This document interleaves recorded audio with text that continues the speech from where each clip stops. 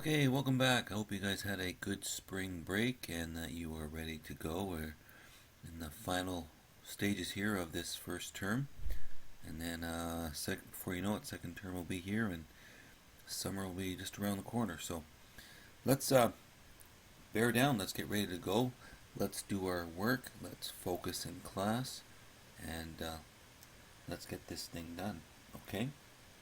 This is just a little bit of a check just to see if you guys are listening to these videos at all, because it takes me a lot of time to make these videos. So, I want to know that you are doing it. So, this is a little check for you. So, I want you to hand in to me on a separate piece of paper the getting started from page 90 for chapter 4. I want you to do the first, well, you might as well do all 10 questions for me. And if you hand those in to me, I will take a look at them. I just may give you a bonus mark. Depends on whether you hand them in to me and we have a little chat or not. So do the getting started, page 90, page 91, numbers 1 to 10. Shouldn't take you too long. Just a good review of some of your BEDMAS rules, right? Brackets, exponents, division, multiplication, addition, and subtraction.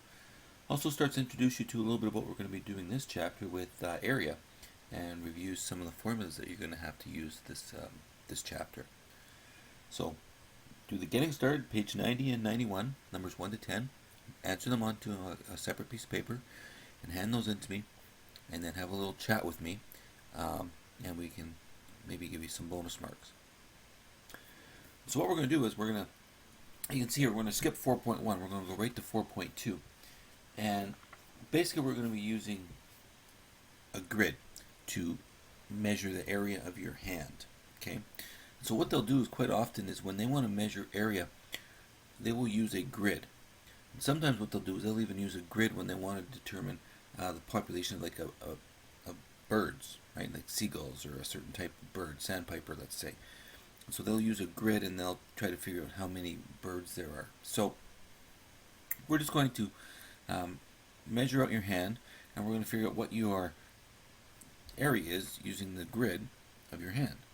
So come and see me. I'll get you some grid paper, and then all you need to do is place your hand on it, trace it around, and then try to figure out roughly how many square units your hand is. Okay, so my hand doesn't fit totally on the screen, but I will try to trace it as best I can.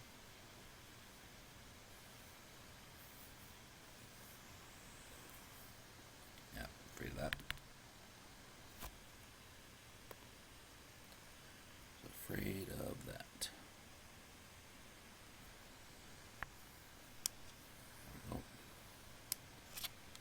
That's my ring.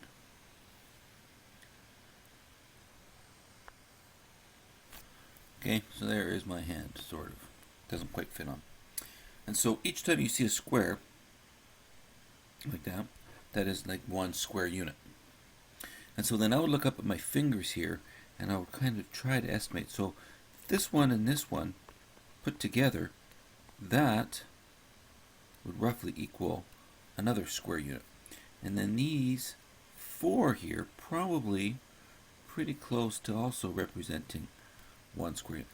So I would want to go around and count how many square units my hand is, and then I would just go from there.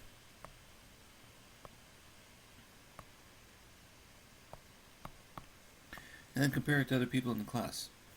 Quietly, right? But compare it to other people in your class, and then let's see how you made out. Okay? Make sure you come and see me for some grid paper, and don't forget to hand in that getting started.